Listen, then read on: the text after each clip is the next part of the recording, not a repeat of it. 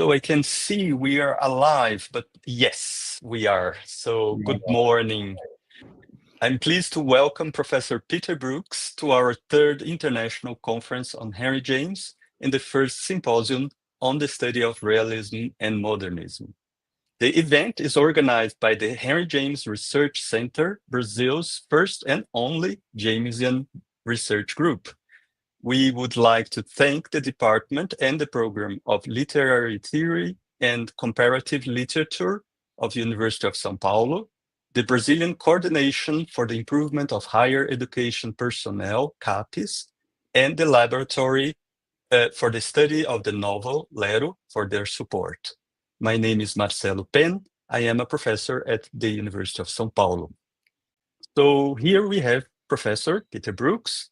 He is a professor emeritus at Yale University and one of the most prestigious literary critics, whose interests extend beyond literature to psychoanalysis, law, politics, sociology, and economics. He received his BA and PhD from Harvard University and has taught at several institutions, including Princeton, the University of Texas at Austin, the University of Copenhagen, and the University of Bologna.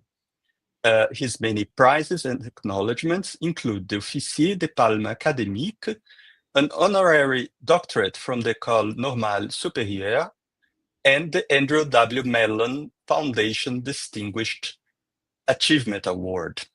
Among his numerous publications are The Melodramatic Imagination, Reading for the Plot, Psychoanalysis and Storytelling, Balzac's Lives, and Henry James Goes to Paris, the latter being a companion piece to his most recent Henry James Comes Home.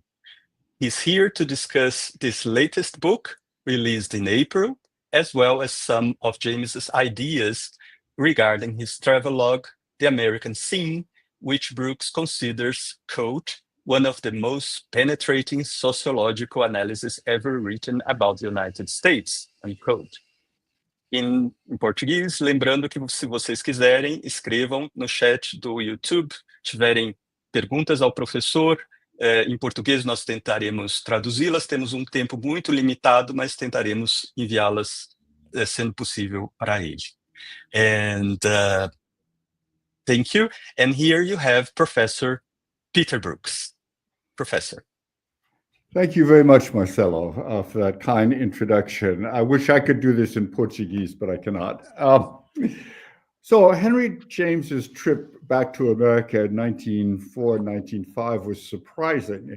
He was a 60-year-old man, well settled in England, in the old and dignified house, Lamb House, that he had bought in the small town of Rye in Sussex, where he lived with his 5 servants. Suddenly, he was seized with nostalgia for the native land he had abandoned 30 years earlier to settle as an exile, first in Paris and then in London. What did this mean? How could he make that trip all alone? He was very worried about the travel alone. He was used to having his man, his valet, lay out his clothes for him in the morning and so on. As he wrote to his brother William, can we have the next slide, please, Natasha? My native land, which time, absence, and change have in a funny sort of way made almost as romantic to me as Europe in dreams or in my earlier time here used to be, the actual bristling, as fearfully bristling as you like, USA, have the merit and the precious property that they meet and fit into my creative preoccupations, and that the period there, which should represent the poetry of motion, the one big taste of travel not supremely missed, would carry with it also the possibilities of the prose of production, that is, of the production of prose, such as no other mere bought, paid for, skeptically and half-heartedly worried through adventure by land or sea would be able to give me. And let me mention here that William, his brother, famous philosopher and psychologist who was a professor at Harvard, had been discouraging him from coming, saying that he'd find American manners and ways of speaking loathsome. there would be much to say about that very fraught sibling relations between the two brothers, a mix of real affection, but also venom. And we might return to that later if we have time. So Henry saw this trip back to the States as a chance, among other things, to do some profitable writing. He said he has nothing more to say about Europe or even the Near East, whereas America has become exotic over the years. But beyond that, America has emerged as a world power in a way it never was before. It's changed enormously since he left it. It's lived through its gilded age, as Mark Twain called it. The railways have stretched across the country. People have made immense fortunes. Industry has developed, and so on. So Henry undertook a trip not only to America, but a trip of continental dimensions. He went all the way south to Florida, west to California, up the West Coast to Seattle, alone, and all of it by train. He overcame his anxiety, and he did it, though, as he said, he nearly broke down on the 3-day train trip from Chicago to Los Angeles. The trains took you everywhere then, which is no longer true, but they were not very rapid. And so his trip was recorded in this very strange book. Next slide, please, Natasha. The American Scene, which was published in 1907 by Harper Brothers in America and by Methuen in England. And that's important for reasons I'll come back to. Actually, the moment he arrived in New York, he was summoned to come to the Jersey Shore by the owner of Harper Brothers, a certain Colonel Harvey, had been in the Army, then made an immense fortune in railroads, and among other things that he bought was a publishing house, Harper Brothers, and he loved being surrounded by literary figures.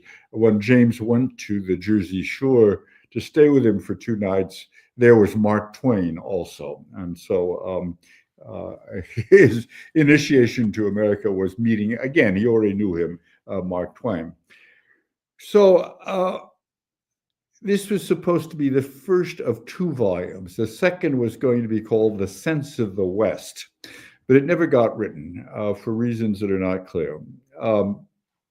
And I think this book turned out, American Scene, to be more than anything else a record of his reactions to American democracy as it had developed over the years. And I found myself very often thinking of Alexis de Tocqueville, his Democracy in America, as the only comparable book. But of course, they're very different. Tocqueville came as a foreigner and what you might call, in retrospect, a sociologist, a term that had not yet been invented but would be soon, whereas James came as a native son who remembers a simpler, less affluent country from his childhood. So let me read one significant passage here. This comes at the end of his chapter on Washington, D.C., which he dubs the city of conversation. He likes Washington because people there are not in business, and they get together, women and men too, to talk, which is not particularly our impression of Washington today. He dined at the White House with Theodore Roosevelt. They were acquaintances, but not friends. Roosevelt thought that James was a miserable little snob, and James called Roosevelt the mere monstrous embodiment of unprecedented and resounding noise.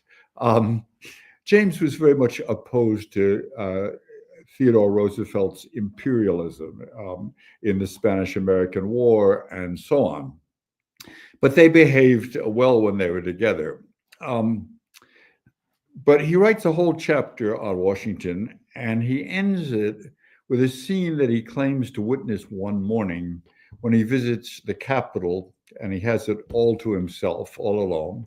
And he comes across 3 Native Americans, what he calls a trio of Indian braves. Braves dispossessed of forest and prairie, but as free of the builded labyrinth as they had ever been of these.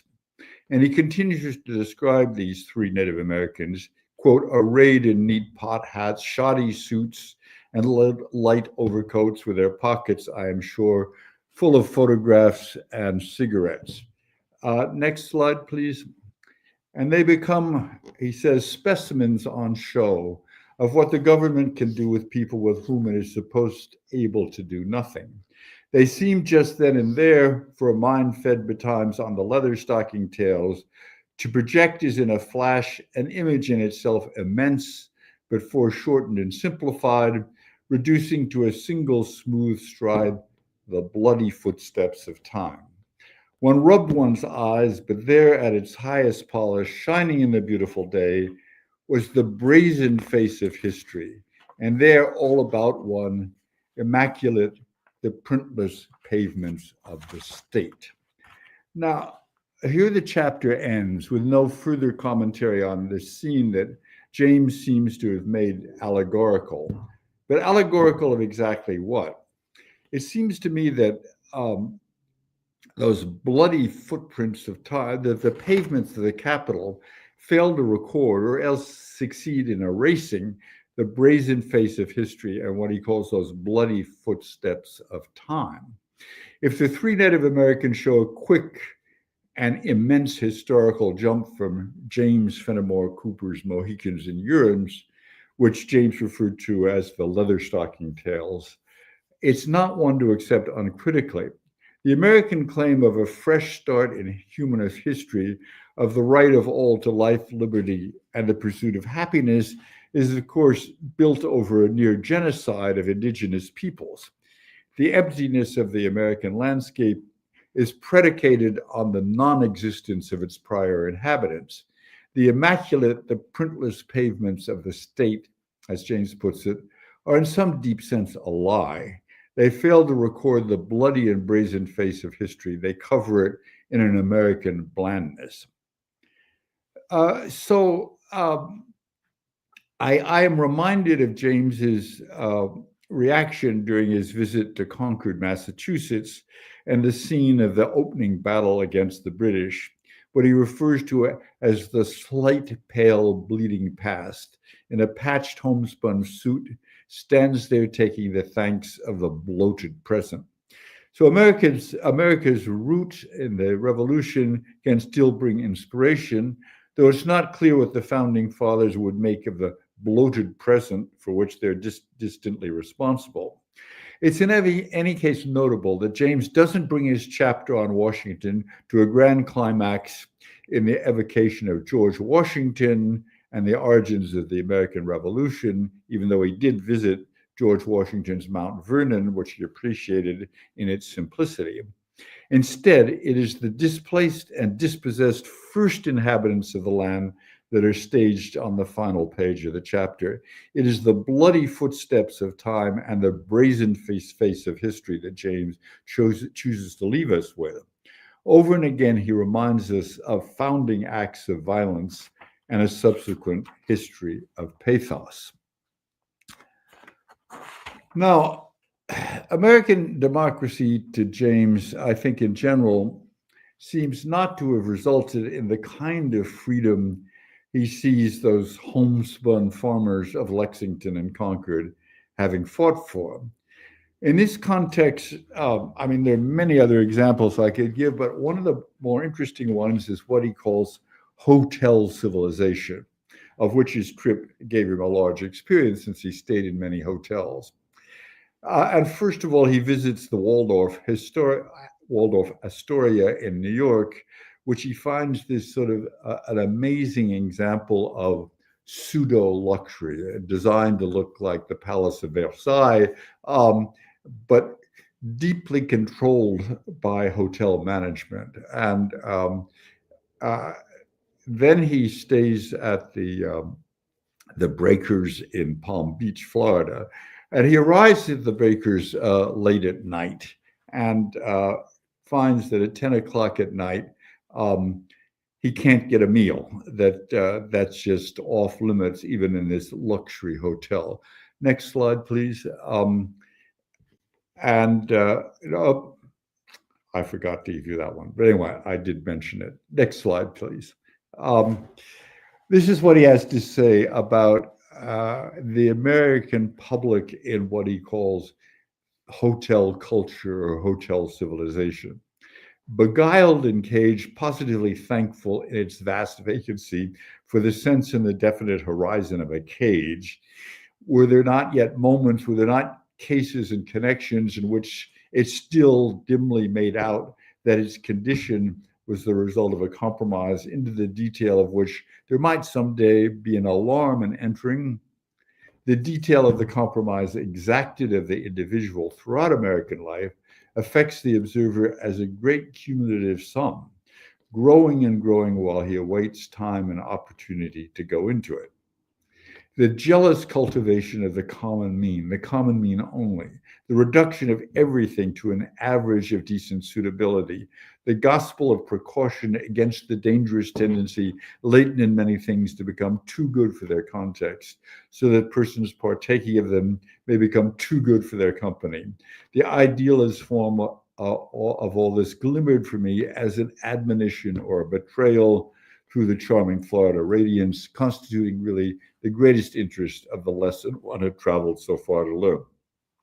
James's late prose is never easy, but what you take away from this is the feeling that the luxury represented by these hotels, such as the Breakers in Palm Beach, which, by the way, was the creation of James Flagler, who had built the South Coast Florida Railroad, in part with convict labor, in order to serve these magnificent hotels that he built, that it's a kind of pseudo-luxury controlled, and it's in these hotels that Americans are learning what to think luxury is and what to aspire to.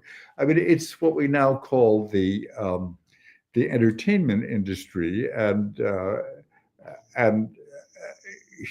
he finds it absolutely stultifying. And again, as you know, as in Washington as well, he finds that American culture, which was supposed to be built on the realization of the individual, is just the opposite. That it's all creating an artificial sense of individual and his needs. He also has much to say about the buildings of the Gilded Age. He predictably didn't like the skyscrapers and the elevators that made them possible, what he calls the packed and hoisted basket that you have to get in. And he found the New York mansions of the Gilded Age robber barons. Next slide, please.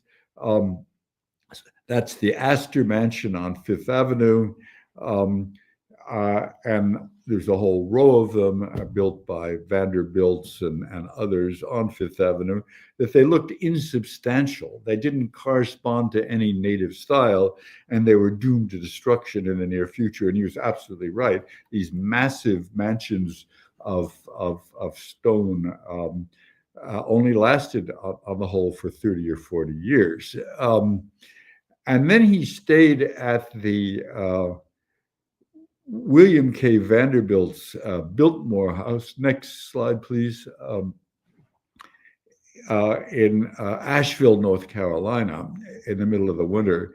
This is still the largest private dwelling in the United States, based on the Chateau de Blois in the Loire Valley in France. It was bound in snow and ice when he was there, and poor Henry James was afflicted with the return of his gout in his foot. And he described it in a wonderful letter to Edith Wharton. I won't read the whole thing.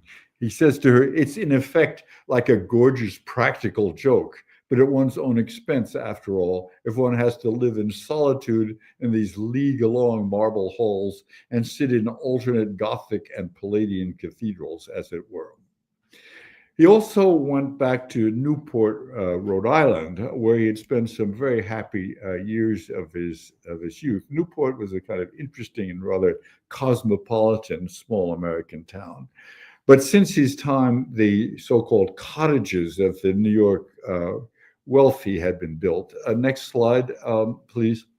That's Ochre Court. And next, please. And the Breakers. And next, Marble House. This was Alva Vanderbilt's concoction. These were immense structures modeled on the Chateau of the Loire Valley, or in this case, on the Trianon Palace. Each of them required some 30 servants to keep them going during the summer season. And of course, they stood empty the rest of the year. James' comment on them plays on the judgment that they're white elephants, that something that is decorative, but you can't do anything with it, and they take up a lot of room. Next slide, please. They look queer and conscious and lumpish. Some of them as with an air of the brandish proboscis. That's James playing the metaphor out to its outer limits, right? Some of them look as if they have an elephant's trunk, really grotesque, while their averted owners, roused from a witless dream, wonder what in the world is to be done with them. The answer to which I think can only be that there is absolutely nothing to be done, nothing but to let them stand there, always vast and blank, for a reminder to those concerned of the prohibited degrees of witlessness and of the peculiarly awkward vengeances of affronted proportion and discretion.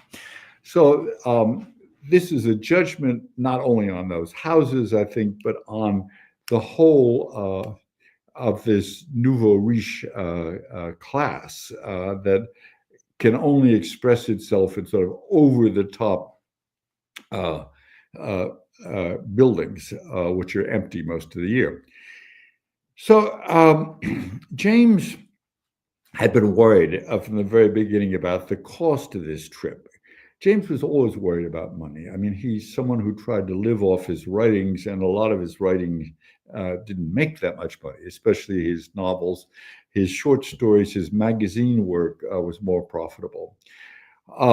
He undertook a Midwestern tour, lecturing in St. Louis and Indianapolis and Chicago and South Bend, and found that he could make good money as a lecturer. And the subject of his lecture in all these Midwestern towns was, of all things, the French novelist Honoré de Balzac, dead for half a century and not exactly what Americans might want to hear about. That lecture is called the Lesson of Balzac. And though I still think it was a very odd choice of subject for his American lectures, it turns out to be, in a profound sense, also about freedom. James contrasts Balzac to William Makepeace Thackeray, the author of Vanity Fair. And he says that Thackeray in Vanity Fair is always keen to pass moral judgment on his character, Becky Sharp, whereas Balzac gives his characters the freedom to develop into what they may be. Next slide.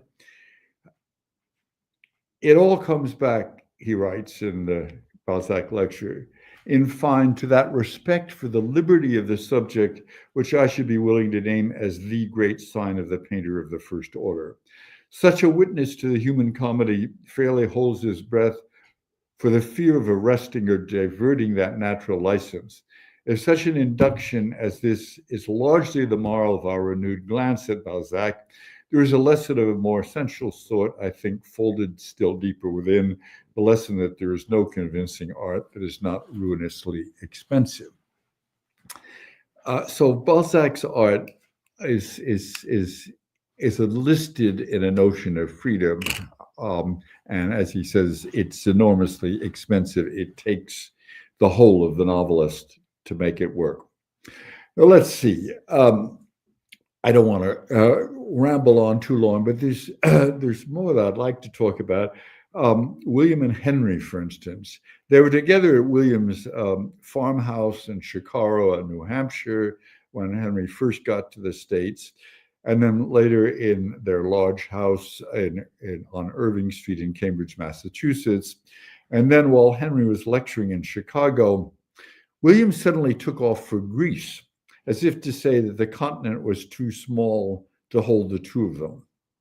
I won't go into this further now, but we can come back to it if you want in discussion. I mean, it's the most extraordinary case of both sibling affection and sibling rivalry that I know. There would also be much more to say about California, which James found unexpectedly beautiful.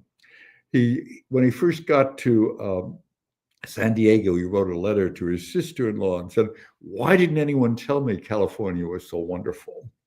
And he writes, "That wondrous realm kept suggesting to me a sort of prepared but unconscious and inexperienced Italy, the primitive plate in perfect condition, but with the impression of history all to be made." That is the photographic plate waiting for the impression of history.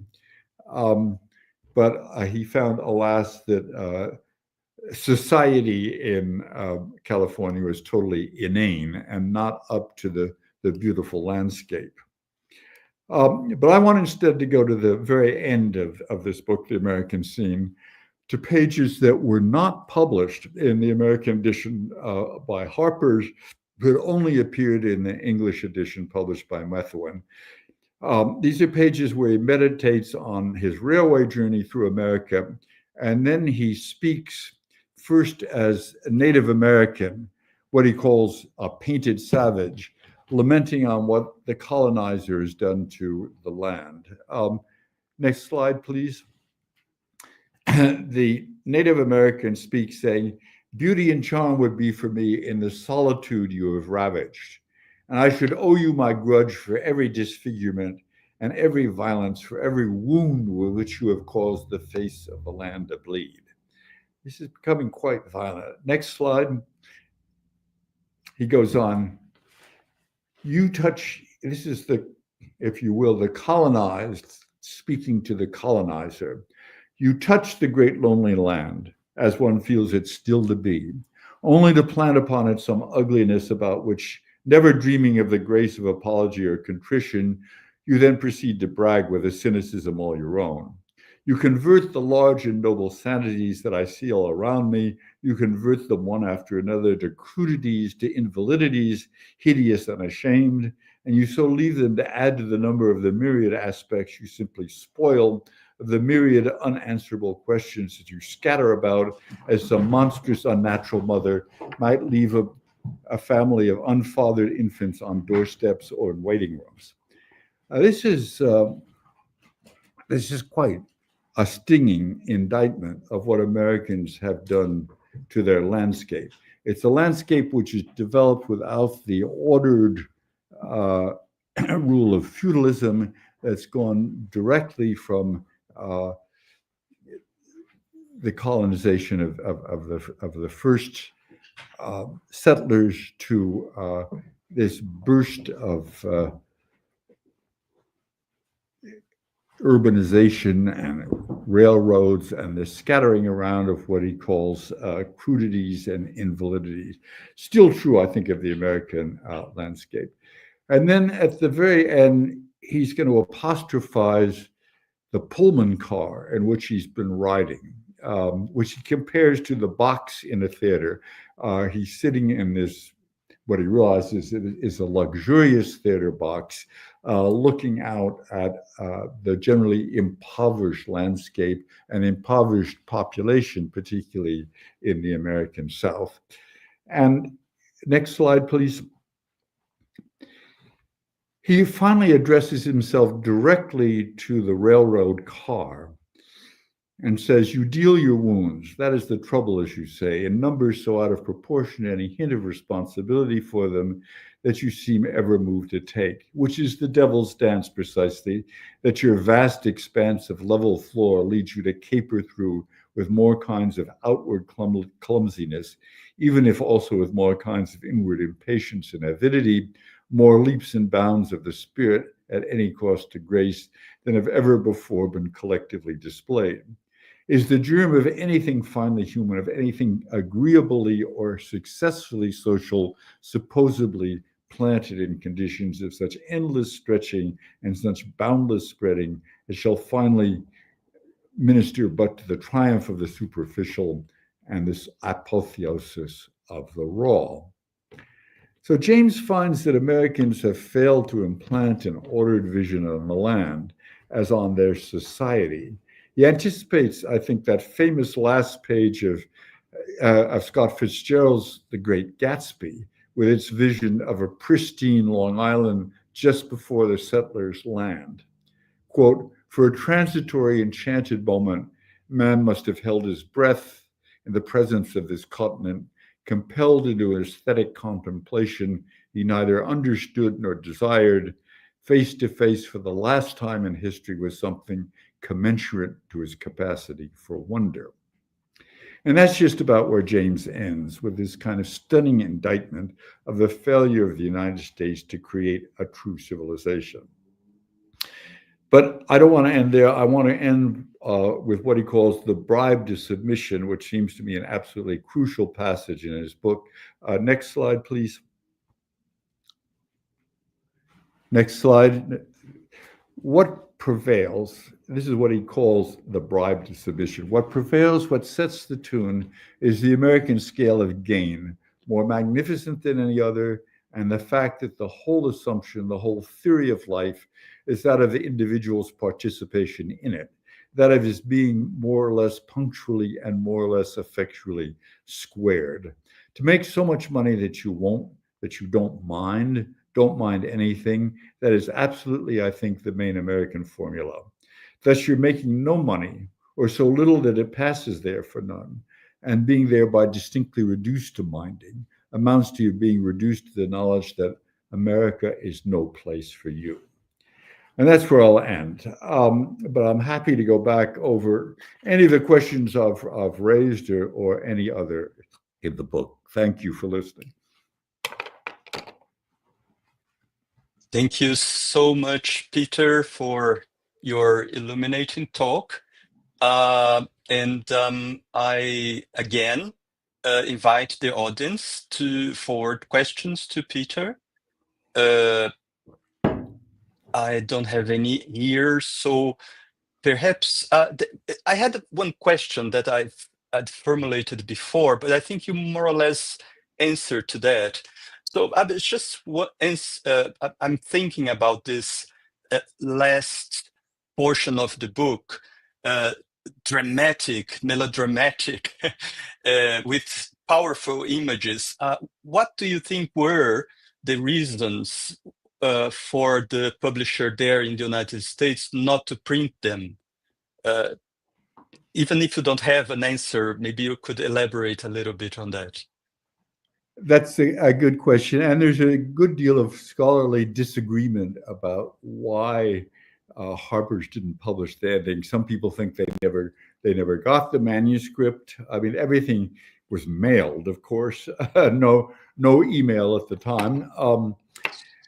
But I think it's quite obvious why Harper's wouldn't want to publish that ending. I mean, Colonel Harvey, was a very enthusiastic participant in Gilded Age America. And this is just such a negative view of how the country had developed. I think he just quietly dropped these pages, but of course, the English didn't have the same problem with them. You often feel this book, which was written after James returned to England after his trip,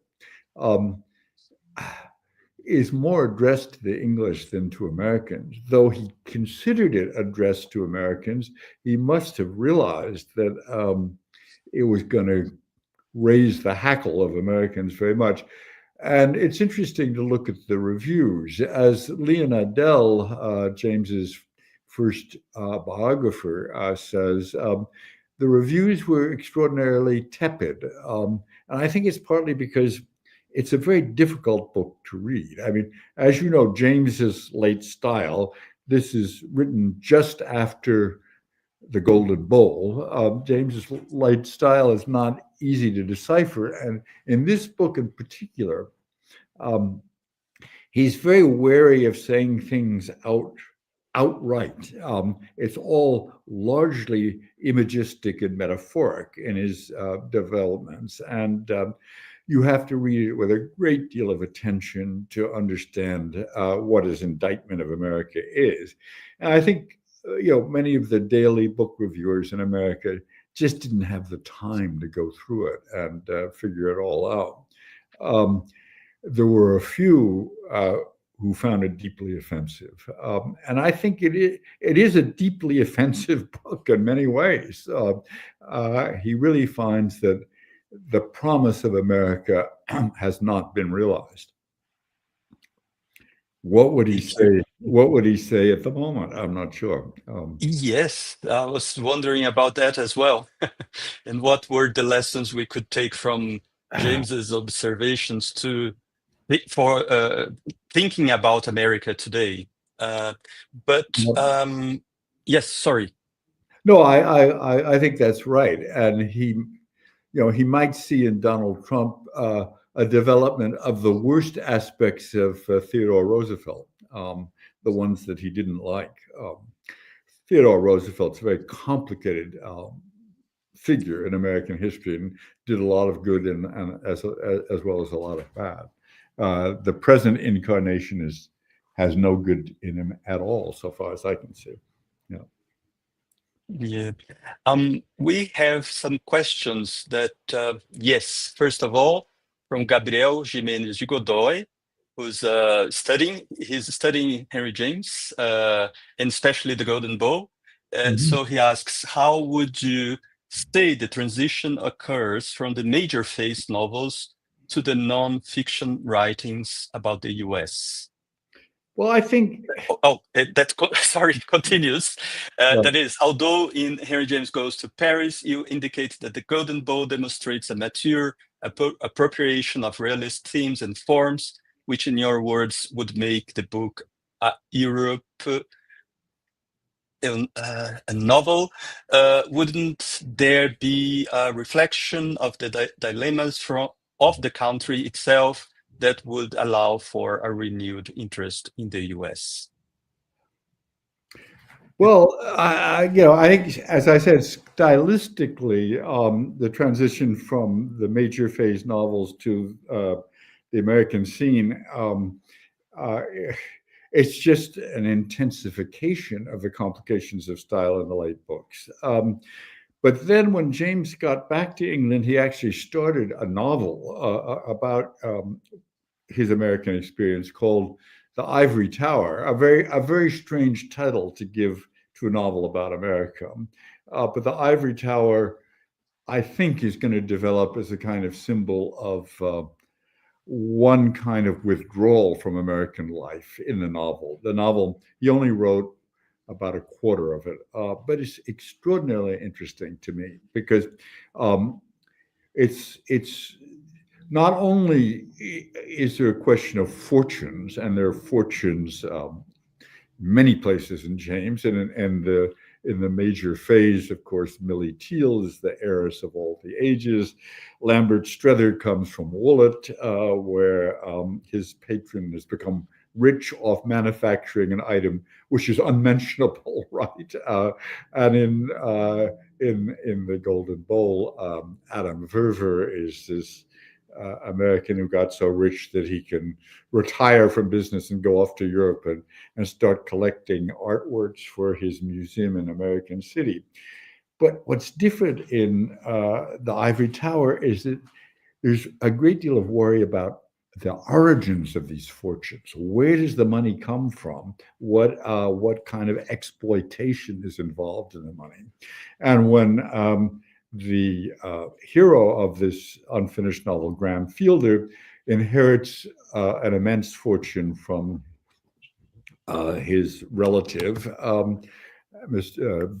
Betterman, and Roxana, a leading female figure, also inherits a great fortune from her father, whose name is Abel Gaw, G-A-W, a kind of predatory name. The worry is all about, is this money so tainted you can't even use it? And I think that's a new worry in James. There's also a late story. I think it stands as the last story in the collected short stories called Around the Visits, which is all about fraud and ends up with the fraudster shooting himself just as the constable arrives to arrest him. So I think this is what James takes away from his American visit more than anything else. Yeah, thank you so much. We have another question here. I think that's a long one as well. I think Professor Brooks, in Henry James Comes Home, you discuss the passive-aggressive dynamics in Harry's relationship with William. Would you say more about that? Oh, that's just that. That's the question. I could talk for hours about that. It's really extraordinary. William, of course, is the older brother, but older only by a little bit. They're very close in age. And William, it seems to me, is always trying to put Henry down. He's very uncomfortable with Henry. He read The Golden Bowl during that summer of 1905, and he wrote Henry an extraordinarily aggressive letter about it, attacking the style and saying, why won't you just, to please your brother, write something straightforward? I'll publish it in my name, he says. And he just is unable to appreciate his brother's writings. And then there's the story of them both being elected to the American Academy of Arts and Letters.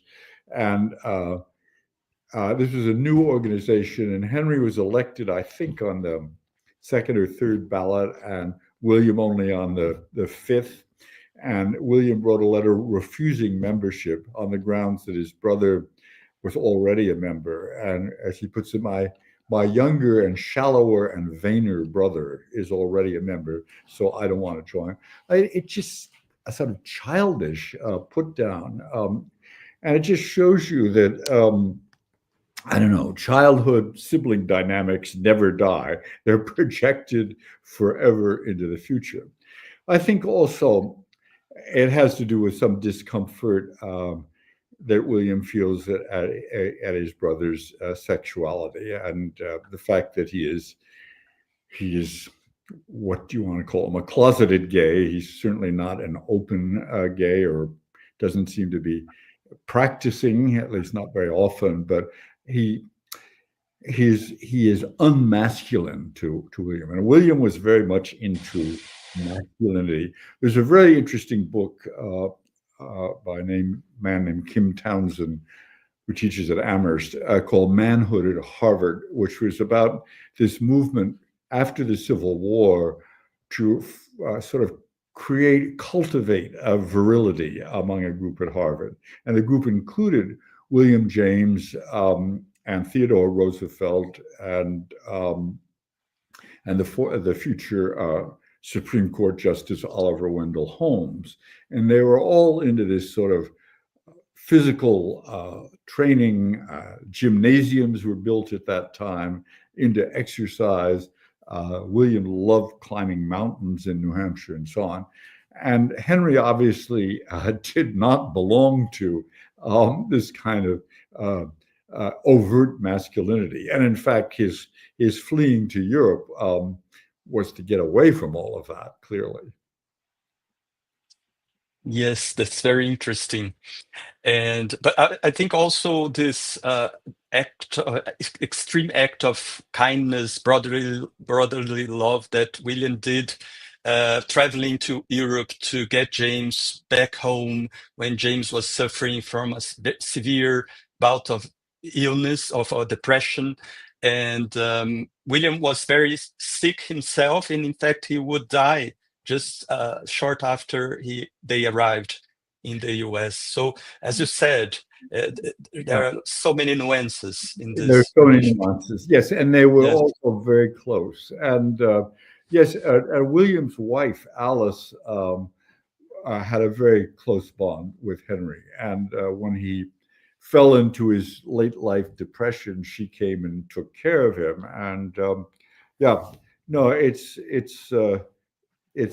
it's full of not only nuances, but contradictions, you might say.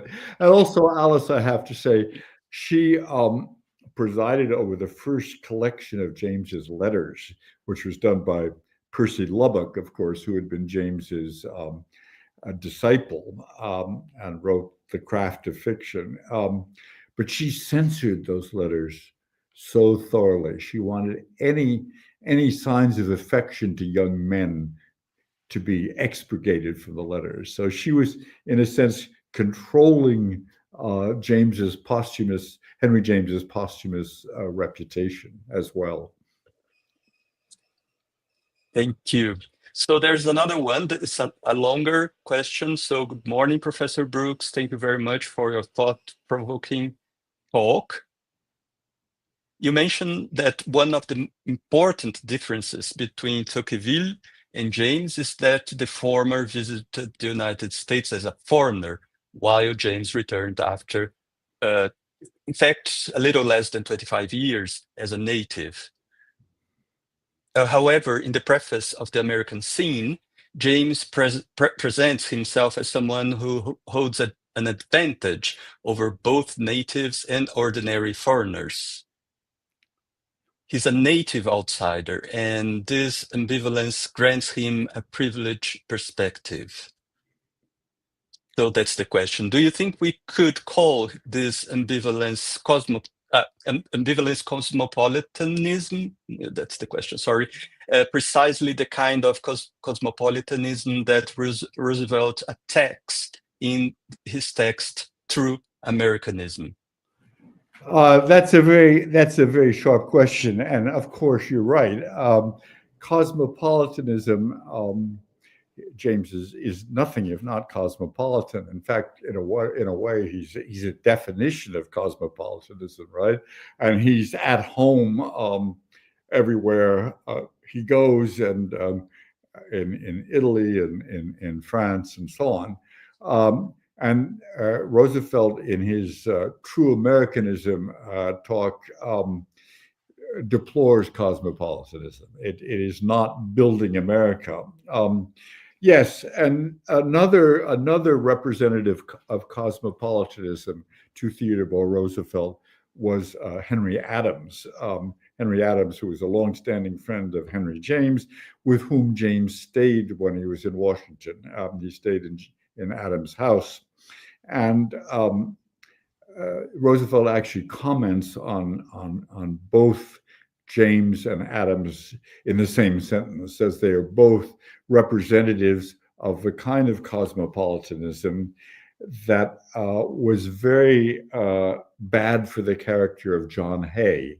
John Hay was the friend of both of them. John Hay lived right next to Adams in Washington. And at the time James was in Washington, John Hay was Secretary of State. And Roosevelt was quite critical of his actions as Secretary of State, thinking that he was too cosmopolitan, too diplomatic, and not enough devoted to true Americanism and the imperial project. Yeah, very good. Thank you. Sorry, Louisa, I think I've butchered a little bit your question, but Professor Brooks answered very, very well. I think we have time for one last question. Again, Gabriel. So he asks, could you say a bit more on how the return of the United States allowed James a new perspective on the previous generation of writers of his country, Hawthorne above all, and then oh yeah, that's the end. Yeah. Yeah. Okay. I mean, that's an interesting question. I'm not sure that James had time to sort of work out a new perspective on the previous generation of writers in his country after he got back. As for Hawthorne, he met Hawthorne's son, Julian Hawthorne, in Los Angeles, of all things, just by chance in the hotel lobby. And then they spent the day together, and James said he wanted to see the Pacific Ocean. So they took the electric trolley car down to Marina del Rey, and looked at the Pacific. James quoted Keats' sonnet, and then they, according to Julian Hawthorne, they had lunch on a piece of pumpkin pie, followed by a cigarette in Marina del Rey. It's kind of an amazing little vignette if you think about it. James lunching in Marina del Rey at the far western tip of the United States with Hawthorne's son, this son of old New England. But I'm not sure that James has that much to say about American writers after he gets back. I mean, he met a number of them, including Hamlin Garland in Chicago, and they have things to say about James, but I don't have the sense that James has a great deal to say about them. I mean, his book on Hawthorne is, of course, much earlier, and Hawthorne remains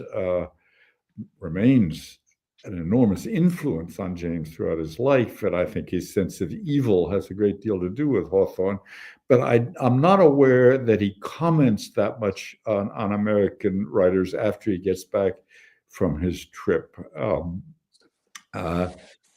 If he had written the second volume of The American Scene, maybe. No. Thank you. Maybe we have a couple of minutes to discuss a little further. This image of the hotel civilization, I think it's very strong, and the empty facades of the buildings and the skyscrapers. And you just read another portion of his American Scene. Maybe another image that could be related to that, but in an opposite way, would be this monstrous, unnatural mother in the United States as this very melodramatic image. So what can we take from this clash of images and the ideas that James wants to put forward with them? That monstrous, unnatural mother who scatters these infants everywhere is almost a terrifying image, right? And it suggests irresponsibility and a kind of population of the land without paternal authority, for one thing, which is a theme that comes back again and again in the American Scene. The absent male, the absent father. I mean, it's almost a Lacanian notion of the père absent, and where's he going? He's going to make money, of course. He's a businessman. Yes, and it means that all the cultural work of America has devolved upon women, and that might be all right, except it's too much of a burden for women. Right? They can't handle it all alone, and I mean, I don't know quite what to make of it. It is a condemnation of a land that has not managed to put together a kind of equilibrium of society. And hotel civilization is a good example of it, because it's the entertainment industry telling you, or the hospitality industry, we would now say, telling you how you've got to enjoy yourself. And if you don't enjoy it, then America's not for you, right? And it's interesting also when he's talking about the Waldorf Astoria in New York, that the one kind of adventure that might interest him, that is the sexual adventure, the clandestine rendezvous in the hotel, is rigorously abolished. That's not allowed. And so this vestige of American Puritanism goes along with the claim of here's what you must enjoy.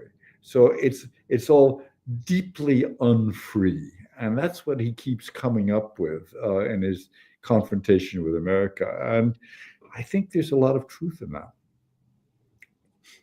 Thank you so much, Professor, and thank you all. And thank you, Peter, especially for finding time to talk to us before your extensive travels tomorrow. I know you don't have much time at the moment, so I hope safe travels. Thank you. And I wish I could yes. be with you in Sao Paulo, but it just didn't work out timing-wise. Yeah, unfortunately, but next time we were talking about that. I hope you can come to be with us. I would love to. And yeah, thank you. And to you, stay tuned for our next panels and lectures. We're going to have apresentações presenciais na sala 261 do prédio de letras, and also by through here in the YouTube channel. Thank you so much. Thank you, Peter. Thank you all. Thank you very much. Bye-bye. Bye.